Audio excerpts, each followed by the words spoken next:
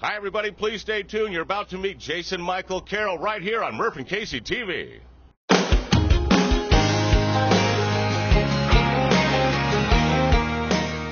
Welcome back to Murf and Casey TV. We are on Jason Michael Carroll's bus right now. And this is a very exciting event, man. It's good to see you. It is really good to see you, too. How are you? Doing well. Well, listen, out here tonight at the American Music Theater with Julianne Hough.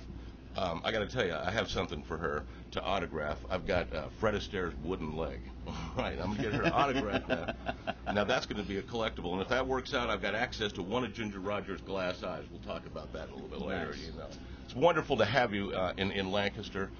Your performances have been tremendous. First thing I want to do is I was, of course, reading through the trades and everybody's comment about the loss of Michael Jackson. Yeah. And I wasn't reading names, just comments. And he was our generation's Elvis, and of course that was your your comment. Right. And I think appropriate. How did he affect you? You know, when I was a kid, I wasn't allowed to listen to anything with gospel music growing up. Right. But that actually started when I was probably 7 or 8 years old. So from 5, 6, and 7. I remember my mom and dad would rent movies on the weekends, and the movie that they would rent for me was Thriller. Okay. So I was watching Thriller and doing the dance across the living room, and you know, since then I went from there to being in the first grade to doing the lead role of Santa Claus, partially because I was the only one who could fit in the chimney, because it was a very small stage. Yeah. But yeah, I did that, and you know, I want to say that maybe that had something to do with me wanting to be an entertainer. I'm not sure, but I've been a Michael Jackson fan for years. Last Halloween, I turned my kids onto the Thriller video. I've got videos of them dancing to the Thriller video in my living room. And every time we get in the truck, they either want to hear Aerosmith, my songs, or Michael Jackson. Man, well, I think you're in some good company there. Yeah, absolutely. And he did. And Thriller, there's no question to the fact that it's a masterpiece. It's absolutely it's still kind of funny though when my daughters are running around the house singing "Your Butt Is Mine," which is the opening line from "I'm Bad." Yeah. Right, so what would your daddy have to say about that? Well, he thinks it's cute now though. But, yeah. Well, that's good. That's good. I want to go back to Alyssa Lives. We talk about Alyssa Lives all the time, but I do so to make a point, because in this industry, in show business, there are entertainers and there are artists, and I hold them both in the same degree of high regard. But again, an entertainer has a shelf life, and an artist does not. They're here forever, and you are certainly an artist, and I mean that as a compliment. I'm not trying to kiss up, because it is what I think separates you from many of the other performers out there, is the art in your work. And I'm just going to quote a couple of people who have said this, that in the new CD there are moments of genius. And there are, not in just what you write, but also in what you choose to write. But back to Alyssa Lives, and the point I want to make that, and the artistic measurement that goes into your creativity, is the writing, the production, the recording of that song took a tremendous toll on you emotionally, right? Am I correct? It did. I remember for about 2 years' time, I'd pick the song up and then not figure out anything that was strong enough to fit what I thought I'd written at that point. So I'd put it back down, and every 2 weeks pick it back up again, do the same thing, to the point where I would have migraines messing around with this song. And I just said, I can't do this. And I would keep picking it up. I never gave up on it, which I've got a lot of songs still in my notebooks back there that I started years and years ago.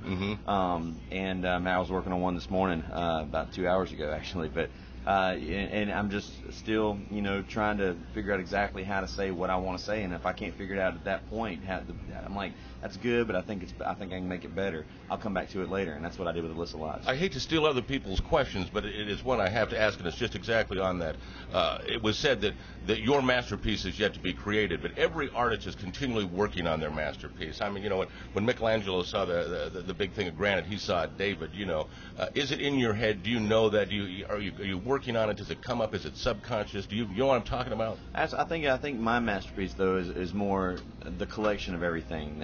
How it's all going to come together. What am I going to be remembered for? I don't want to be remembered for one song. I don't want to be remembered for 2 songs. It's never going to happen. I want my entire work to be remembered as this was Jason Michael Carroll. The definitive, what he did. This is it.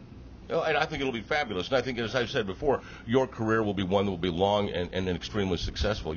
I suppose if you can keep the balance. You look healthy, things are going well. I'm trying to. You've got, and to tell the truth, that there are, and correct me if I'm wrong, at times it's not unusual for you to have an 18-hour day. Not a bit. And that happens continually.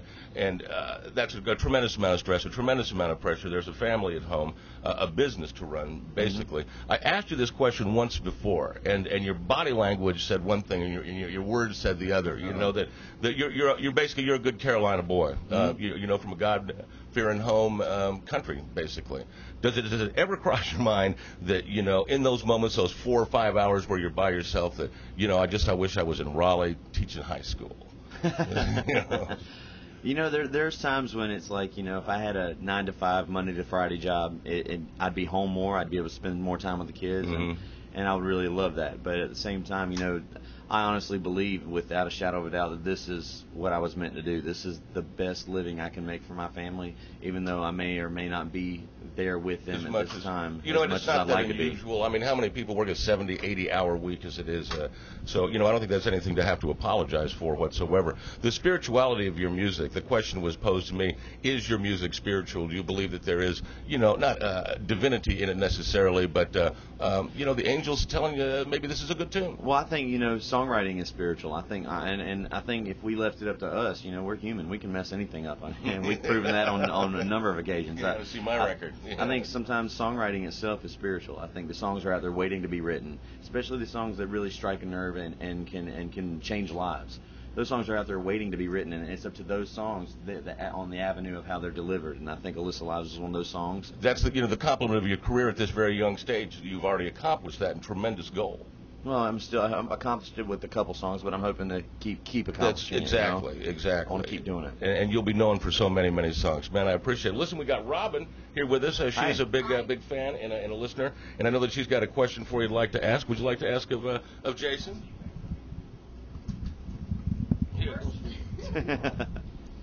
First of all, it's really a pleasure to meet you. I think it's really a great opportunity for me to meet you, and listening to you talk about your family and talking about your music and how inspirational it is to listen to songs that are like story songs, and people really connect with those.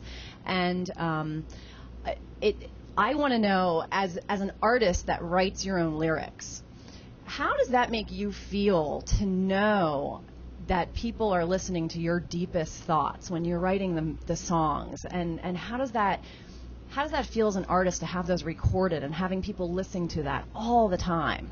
It's exciting, you know, to know that something that I've been through, something I've experienced, is what I choose to write about, or record songs that I haven't written that I've still experienced, that I still know something about. To have gone through those things and then have people really connect with me on the level saying, I've been through that, I know where that is, I know, you know, I'm from the front pew of a Wood and White church, and they may or may not know exactly what church I'm talking about, but in their head they go exactly to the spot I wanted them to go, back to the church that they started in. And I mean, it's really, you know, that's kind of the art of what we do. It's as entertainers, as songwriters, as performers, and you know, being an artist in the record industry. This is really what we do, try to connect with the fans, and I've chosen my route to do that as basically telling my story, because I really don't think there's that many people out there that different from me. Right. Obviously, it is definitely close to your heart doing the music, and you are doing the career that you absolutely feel that you were put on this earth to do, and that's wonderful. But getting there might have been a tough road, and I'm wondering, in the years before you came out as a music artist, what was the worst job that you ever had? Shoot. There's a lot of them. I worked at Burger King for 2 years. I mean, I've done everything. I waited tables at Cracker Barrel, which wasn't a bad job, for 2 years. I worked on my uncle's roofing company, which was probably one of the hardest jobs I ever had. I was working on a roofing crew in Houston, Texas, in the middle of the summer, from 5:30 in the morning to 11:30 at night. I got a great tan, but it was a hot job. We got to wrap it up. And that was rough. Okay. Thank you so much. It was so nice to meet you and talk to you. Nice meeting you too. Thank you. From the front pew of a Wood and White church, a courthouse